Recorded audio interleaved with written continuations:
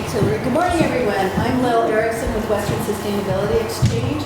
We're very excited for this field day. I hope you are as well. So we're going to kick it off with a discussion about soils. Two really wonderful ranchers here that have been doing a lot of work on their places and in their own operations to understand how the soil is a living organism and how by working at the soil level you can improve your production. So I'd like to start, I'll introduce both of you guys. I'm going to come up here for just a minute so they can see you. So this is Steve Charter, and Steve has an operation over in Shepherd, Montana, which is in eastern Montana. And he's a lifelong rancher. He's the immediate past chair of the Northern Plains Resource Council. And he also served on the very first board of the Center for Holistic Resource Management in the early 1980s. And he's worked a lot with Nicole Masters, who is an expert in soils. And he shares that appreciation for Nicole with Roger at Inderland. So Betsy and Roger ranch just north of Big Timber. And Roger is a native Montanan, and he purchased his first registered Angus cows in 1977. He completed a BS in Farm and Ranch Management from MSU in 1985. Married Betsy in the 1980s, and they have two daughters, Ann and Kate. His production philosophy is that cows must consistently excel at converting our basic grass resource to beef. And he's practiced that philosophy by refining his cow herd into what he calls a trouble-free and productive cow. So that's pretty great. They provide genetics and services that help cattle producers attain more freedom in their business and in their life. So his genetics don't produce pampered cattle. They began a private label breaded beef program in 2003. It was originally called the Inderland Ranch Angus Beef, and now it's changed to Crazy Mountain Montana Beef. Right? Did I get that right? Beef. Okay.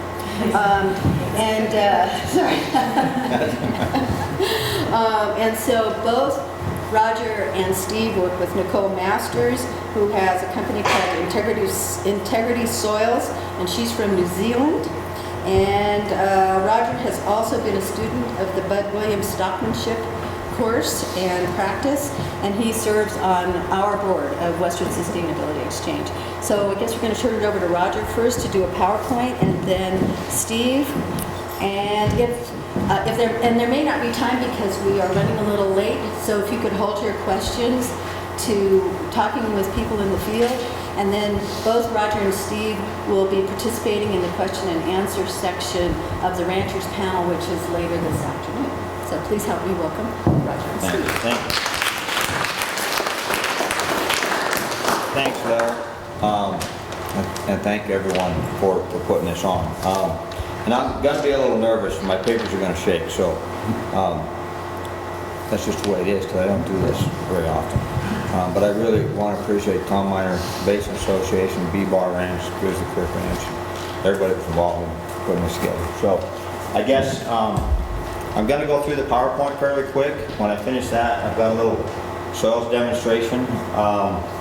And the PowerPoint is a lot of kind of ranch pictures, kind of from the production perspective of what we see, what we're, I guess kind of just in general, how we are trying to apply things. And that's, so it's pretty basic from my perspective. You know, there's people like Nicole Masters that can tell you the science or the knowledge part of it about the biology, but I'm certainly not to that level. So we're just kind of digging in and trying ideas. But the one thing I did want to say, I mean, leading into it, kind of the what Hannibal was saying last night, complex systems, and soil is a complex system, and that's the basis for everything we do. And I think what we really got to understand is you've got to have a lot of patience to observe what those results are. It's not the kind of thing where you do something today and see the result tomorrow. So I think that's part of the learning shift we have to go through to really get to where we can learn from what we're trying to do. So anyway, with that, I'll just run through this, and it's that's our family, our daughters, and a little recreation. So I'm going to rattle through these fairly quick. Our mission statement is to provide genetics and services that help cattle producers attain more freedom in their business and life. And what we mean by that is just what Lil was talking about, and that's raising cattle and offering those genetics to people so that they can reach towards those goals as well.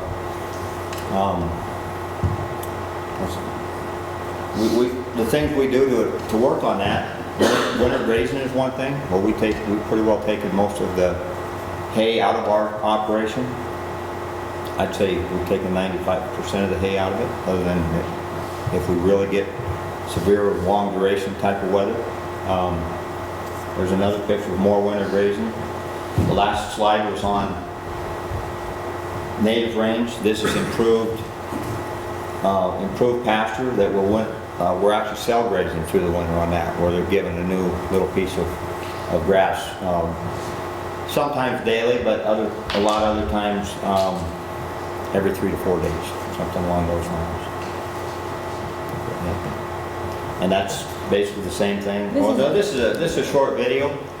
I find this an interesting video. Snow covered, just after our bull sale, where we're keeping the bulls until we take them to people.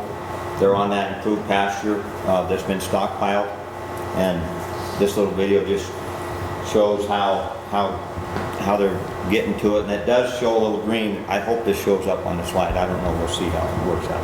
I'm not smart enough to make it work. Will it play? No? No. Anyway. We'll show it. We'll figure it out. Okay. This is another kind of thing we did. We had an improved pasture that was full of cheatgrass, and so we decided to take on a grazing experiment to see if we could do something about the cheatgrass. And that's a case where we got those tumble wheels. They're an electric fence that you can move. Sorry about that. You can move that fence 10 feet or 5 feet or 50 yards. And you don't roll it up and take it down. It just rolls along the ground, and so it gives you a lot of flexibility depending on the number of animals you have in a group. So they're a neat little thing because there's a mechanism in there that clicks over and the whole wheel is hot except the two on the ground. And you can see there we're just moving those bulls through that cheatgrass. Go ahead to the next one. And that's another situation on cheatgrass, and it's been grazed and trampled on the right, and the left is the standing cheatgrass.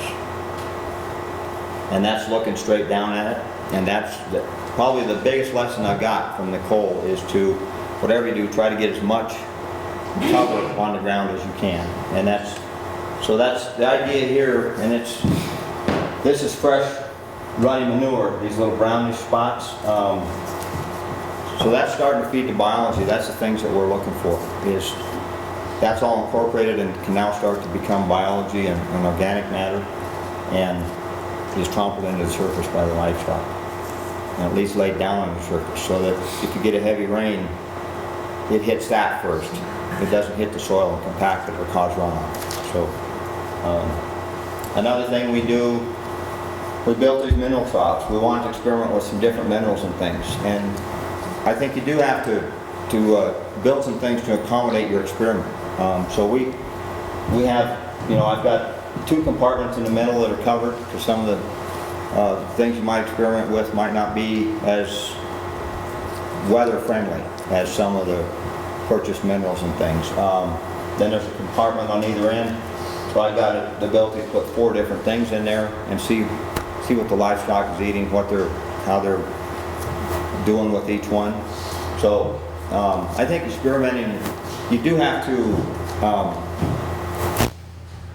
go a little bit further than just taking exactly what you've got, and you've got to accommodate your experiment to some degree. So that's just an example of that. And the other, this is just a Google Earth of part of our place here, and this, I don't know, I'm trying to These green lines are fences, the red lines are electric fence.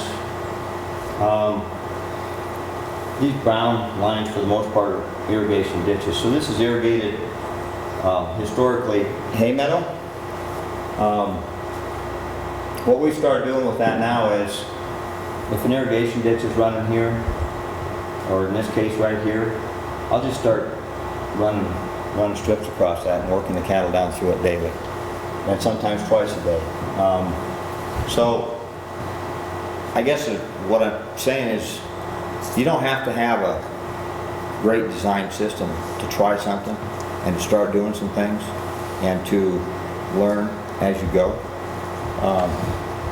And we've sure made plenty of mistakes, but you really learn from those. I mean, you do learn not to repeat your mistakes. And on this improved ground, that's irrigated ground, a small mistake on one cell of 2 acres, I mean, that's better than making it on 2,000 acres. So that's kind of just an idea of how simple it can be, how really with $500 worth of electric fence you can start doing something. And that's just an example of a cell grazing fence line with a polywire fence. Go ahead. The left is grazed and the right is fresh grass that's ready to go on. And there's just some more cell grazing fence lines. What's the next one? Grazed, and yeah, that's grazed also. So I think that one actually would kind of go back there.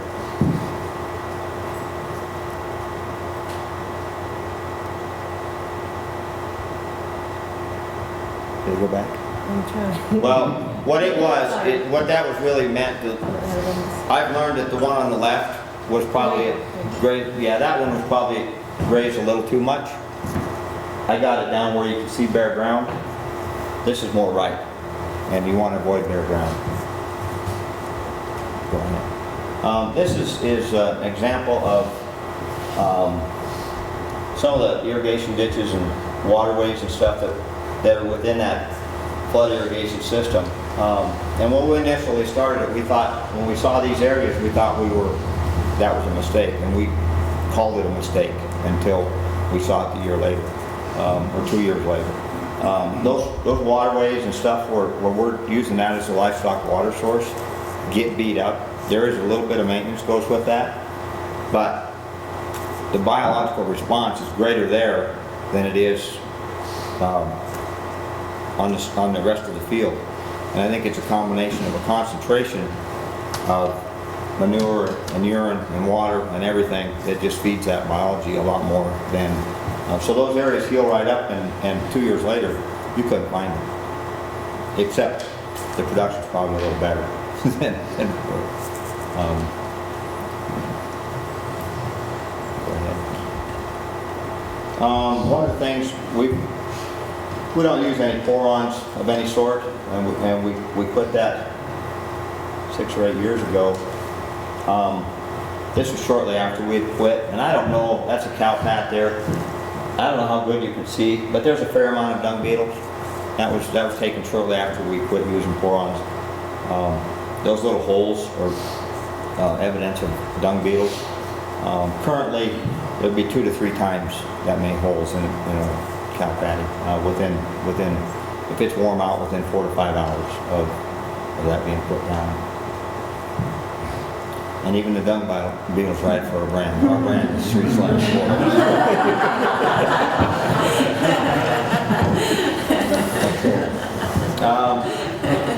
So shortly after Nicole was at our place, we had a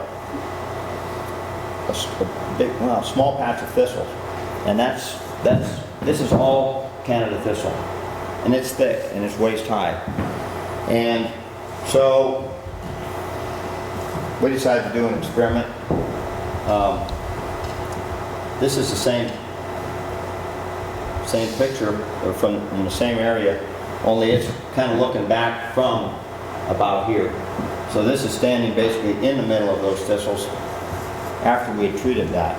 And by treatment, we put a bunch of yearling bulls on that and just fenced it into a small piece. I think that's the next slide. Yeah, so that's equivalent of 360,000 pounds per acre for 3 hours. And that's just showing what they were in there for 3 hours and then they were off of it. And next one. And that's what it looked like looking down at it with all the trampled thistle there. But anyway, We'll talk about that a little bit. yeah, so I thought we were nervous. the response to that was the next year, only a handful of thistles came in that patch. And most of the brome grass was waist high. And so we used it just a little bit the next year, and then this coming year now I haven't used it yet. That little piece is right by our house, but I was just out looking at it the other day. Actually went out to try to get a picture for this, but the light wasn't right. But there's a foot of difference in the height of the forage on that area versus the one next to it where we didn't give it that treatment. You know, I don't know what in tons per acre what that is, but it's visually significant, and the cost of doing that was very, very minimal. So that's kind of the idea, economically getting things done. So I don't know, how much time have I spent? You're doing great. Okay. So I'm about to the end of the PowerPoint. Our whole idea is so we have more time to do this kind of stuff. That's our taking it easy and spending some time on the lake. So that's really PowerPoint's a short presentation of that. The next slide is at the end of the PowerPoint. Then I've got this soils kind of a demonstration, and I'll do that, and hopefully you'll be able to see it or come up afterwards and kind of get your hands on it or look closer, because it'll probably from the back it'll be a little hard to really get a feel or see what I'm doing. But what I got is, and I'm going to try to be careful so I don't get dirt all over everything. This is soil from an irrigated field. I would probably consider that our best soil. And I don't know, you see the color is a nice dark brown. And the smell, it's good to smell. This is from a dryland field. You can see the vast difference in color. This is super low in organic matter. This is high, or not high, but this has got a lot more. I think it's like 1.5 to 3.5. So maybe only 2% difference in organic matter in those two. And this is dry land. And when you come up close and look, this is bare soil. This was the surface. This is the top. There's cracks in it, and I just took this day before yesterday.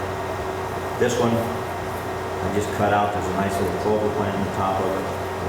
So quite a bit of stuff is ready to turn into organic matter, one thing or another. And so there won't be a good, pleasant smell with this. This won't have a nice, pleasant smell. So the demonstration is simply to take these, drop them into water, and what we're trying to do is called the slagging test. And so it's going to tell you how this soil is how it's bonded together. That soil seems more dense and everything, but there's more biology in it. There's stuff that's holding soil together in that one. This one probably has very little biology, and I'm hoping this works. I mean, I haven't. I'm pretty sure it will because of the vast difference between these. But so that biology in that one versus whatever biology and stuff that might be in this one, and what it does when it gets in water.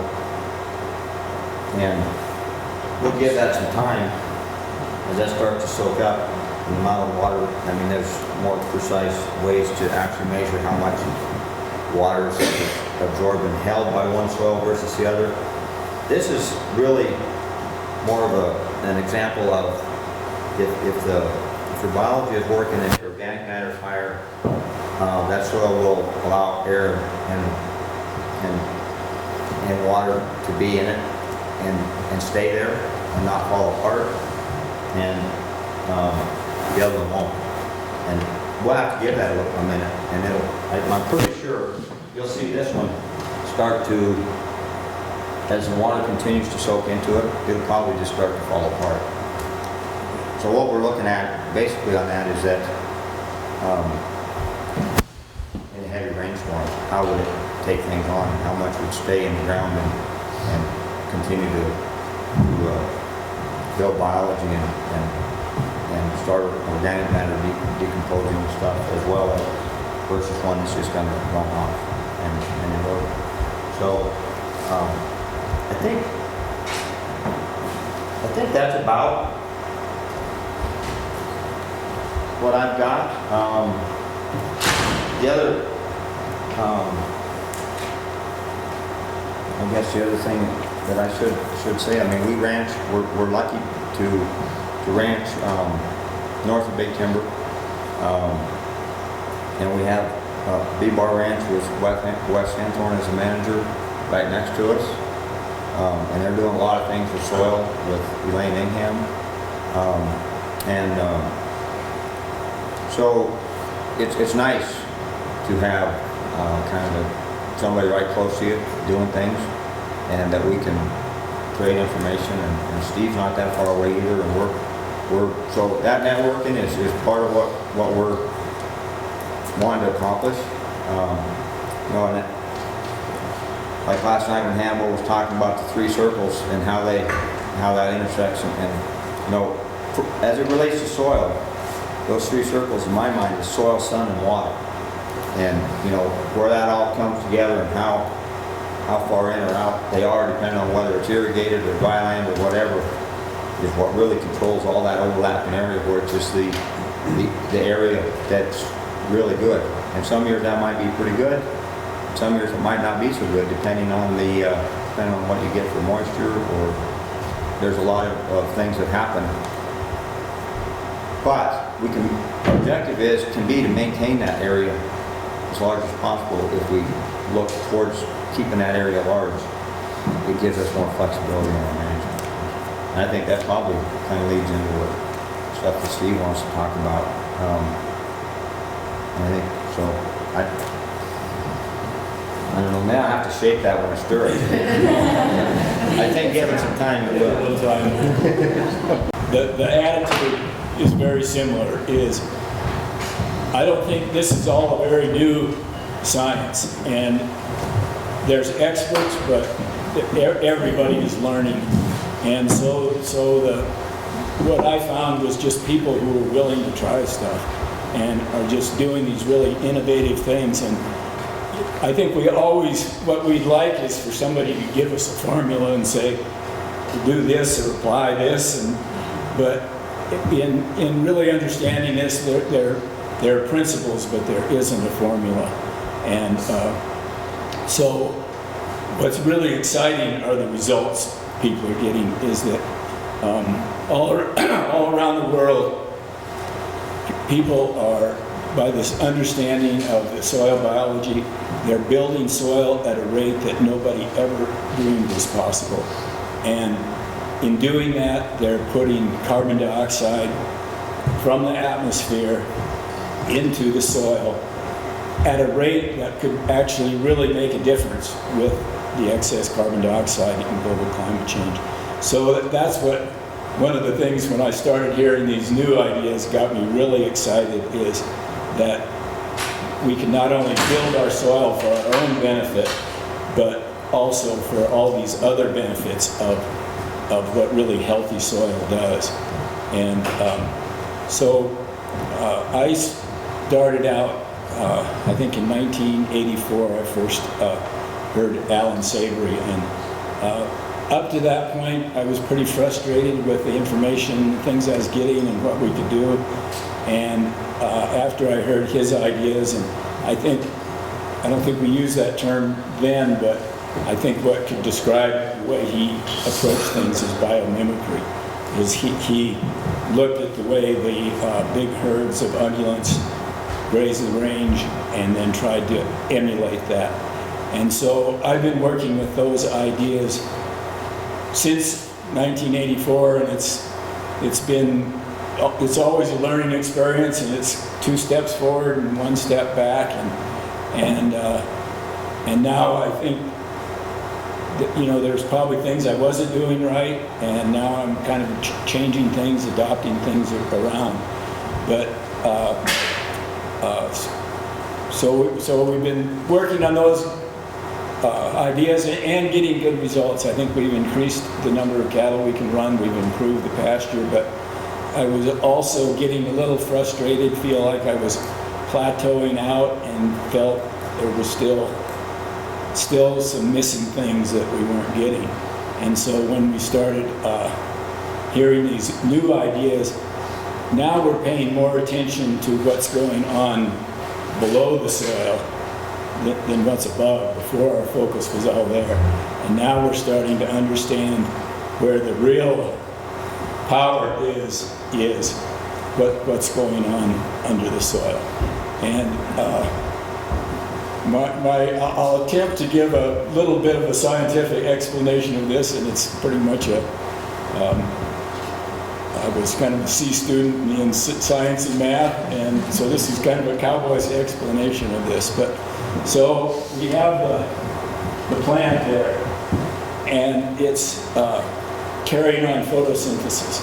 And so what that is, it's taking carbon dioxide out of the air, using the sunlight for energy, and the water from the soil to carry on photosynthesis. And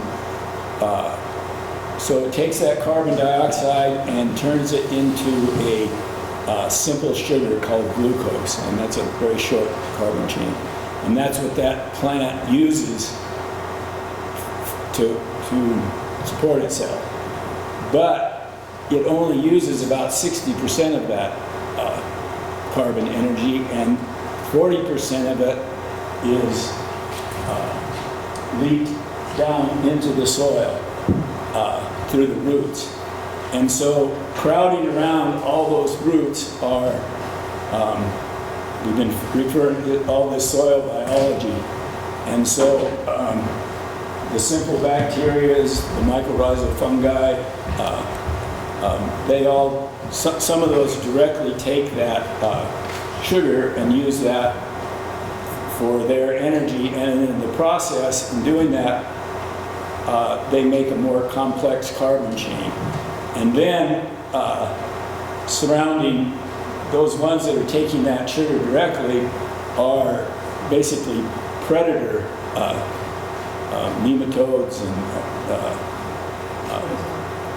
all that whole list of things, and it's this whole chain. So one is eating the other is eating the other, and each time that carbon chain gets longer and more complex. And then eventually what you have is these really complex carbon chain, and that's what we call humus. And humus is that stuff that you just love the smell, that really rich soil, and it has that great structure like you see there, that air and water can flow through, and it's just like this big sponge. So when it rains, if that soil doesn't have humus, it runs off, but with humus it just soaks in and can hold that moisture. So that's the difference between really healthy soil and soil that's been degraded. And so that's the system when it's really working well, and that's the system that basically developed over 4 billion years that is really good at growing plants. And because we didn't understand it and didn't respect it, we actually know way more what's happening in outer space than we know what's happening right below our feet. And so right now we're just really beginning to have a understanding and appreciation of what's going on with that soil biology. So, what has happened that that system isn't working, that soils are degraded, that we have soil erosion, wind erosion, we need more and more inputs to make the soil produce. So basically what happened is when we till the soil, when we turn it upside down and expose those organisms to direct sunlight and air, that eventually, if you keep doing that, that eventually will kill those soil microbes.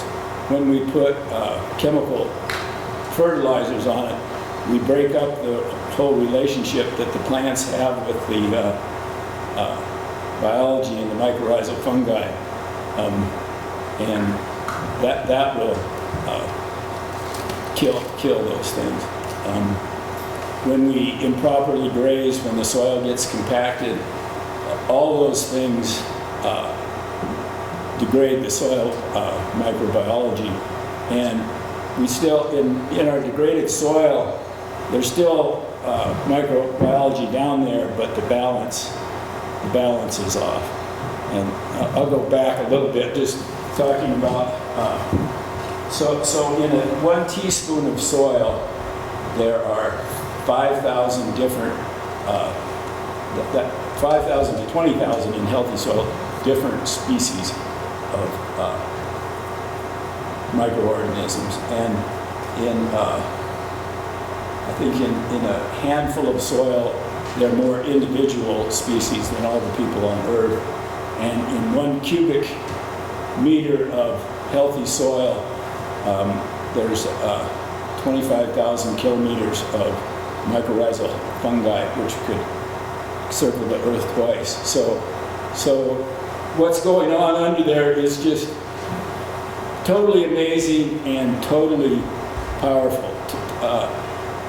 We commonly think that if we take a soil test and it comes up short in phosphorus or whatever, then we need to go and buy that and put it on. But that's not true. I'll talk about the mycorrhizal fungi a little bit. That's what one of the things that in the last 15 years we're really beginning to understand how crucial a role the mycorrhizal fungi play. So, in there's root hairs, but way more than root hairs colonizing around those plants is the mycorrhizal fungi. And they live in a symbiotic relationship with the grass roots, and they're like auxiliary grass roots. They're much finer. So they're bringing water, and they're also bringing nutrients to that plant. And the amazing part is how intelligent they are, is they don't just bring up nutrients with what's there, they bring it up in the exact portions that the plant needs. And if there's something that's toxic to the plant, they don't bring it up. And so they're tremendous support to that plant, and so they get the sugars from the plant, but then they go way down way deeper than the grass roots and put out enzymes and basically dissolve rock, dissolve the mineral, and then deliver it up to the plant in the proportions that it needs. So like I say with chemical fertilizers, if you put a fertilizer on there, the plant's going to say, well, I'll just get it, it'll be easier, I'll just take it from that, and destroys that role with the mycorrhizal fungi. So everything that plant needs is down in the ground. It just needs a way to access it. And basically by upsetting this balance and killing the mycorrhizal fungi in the soil, that plants no longer have that deep access to those deep minerals. And that's also where, everything we eat comes from those plants, and everything we need is down there in the soil, but it's been cut off from there, so the nutrition in our food is getting less and less, and it doesn't have the benefit. We just dump these chemicals on, the plants take it up. It doesn't have the benefit of the mycorrhizal fungi that gives it to the plants just in those proportions. So whether we're eating it or our animals are eating it, if our soil biology is really healthy, then the food you get from that is also going to be very healthy. But then so there's just a tremendous benefit of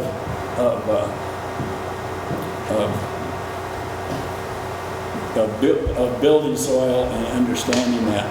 But the other benefit that at the rate some of these people are building carbon in the soil and taking carbon dioxide out of the air, that I think the figure is that I think 11% of the cropland of the world, if it was operating like these really good demonstration plots, 11% of the cropland could take all the excess carbon dioxide out of the atmosphere and store it in the soil. So that's just news that good is kind of hard to believe. And so I think that's why we need to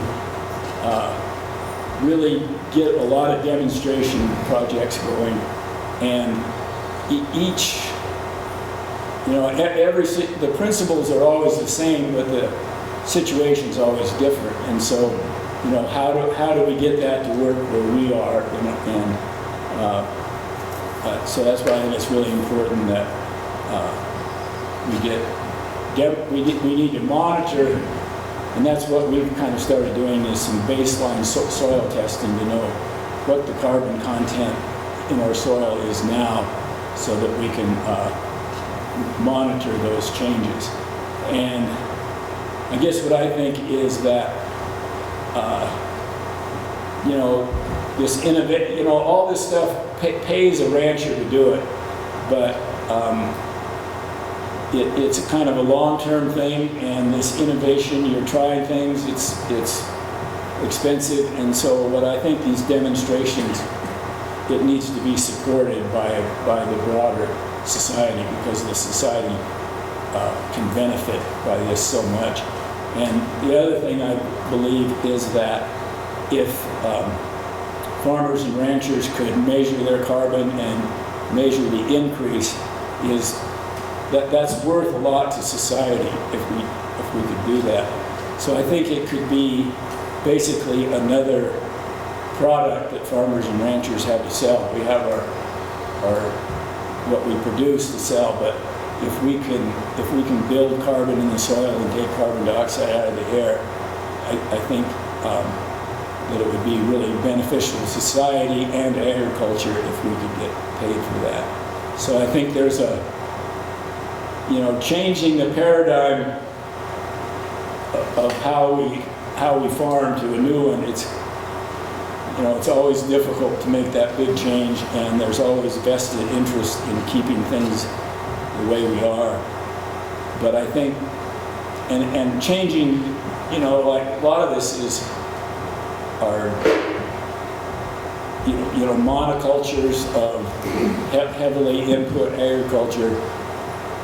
That's basically what the Farm Bill is designed to support, and it's very difficult to change that. But I think if society, if consumers and people worried about climate change understand what the possibilities here, then I think we could have the will and momentum to actually start changing the paradigm of agriculture. So that's what I think is one of the really exciting things about these ideas is it's a way to kind of set us on a new path. I could talk a little bit about what we've been doing in our place.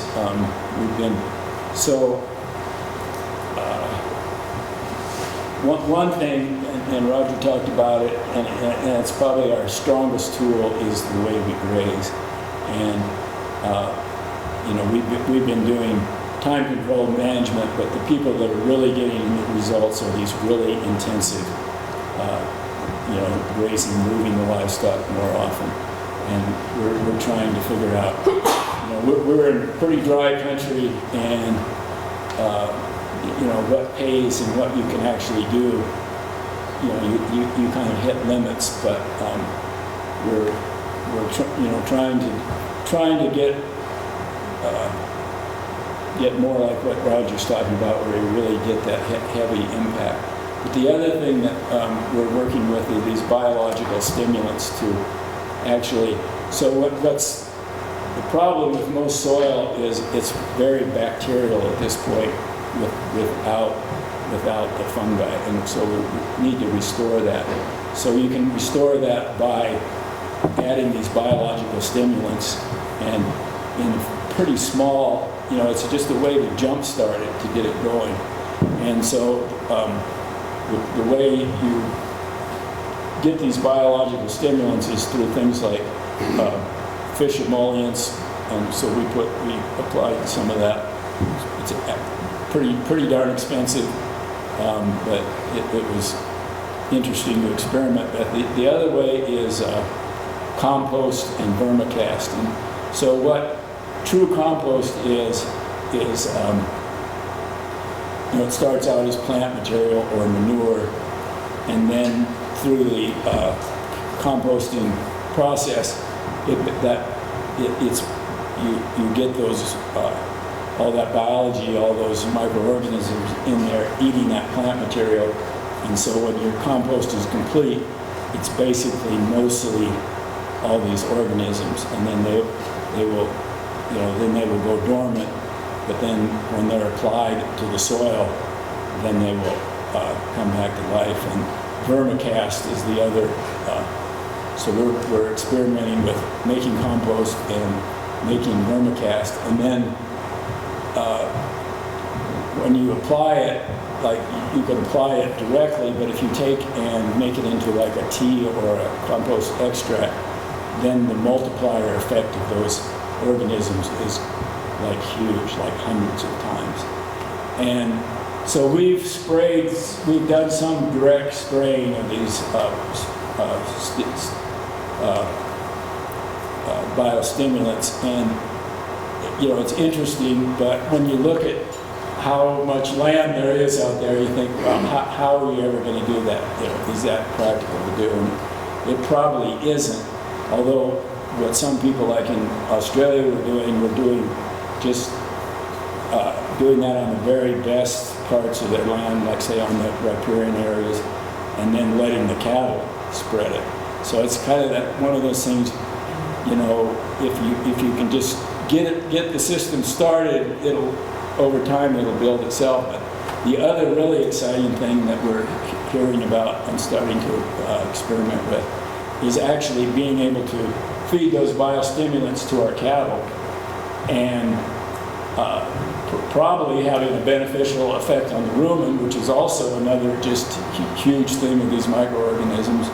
But then if we could get the cattle to spread that, then it starts to look like, well, maybe you could do this on the kind of scale that we need. So it's, and all this stuff is very new, and we're not experts, we're not professionals, but it's just like Roger said, we're out there trying stuff, doing stuff, and it's just totally exciting.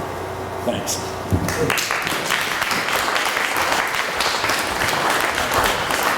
I just want to point out real quick, I've got a backpack that I'm going to have with me as we go, and I've got a refractometer and a soil penetrometer. We could play with some of that for people that are interested. I'll have that along, and we can just play with it. So Maybe there'll be lots of discussion throughout the whole tour, but for sure at lunch we'll have a good, nice break.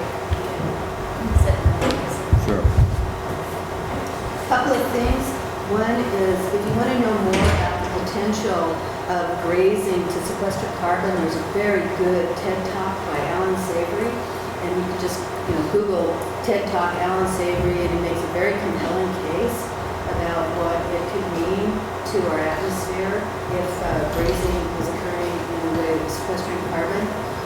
The other is that Roger and Steve both have had Nicole Masters out to do actual classes on their ranch. So if you get a chance to see some of the soil trainings, they're very, very good. And I know I've seen Nicole, so I'm familiar with her, but Marianne, you're using another person, is that correct? So I think probably a lot of them are all really, really good, and a lot of the innovation is coming out of New Zealand and Australia. So I highly recommend participating in those courses if you get a chance.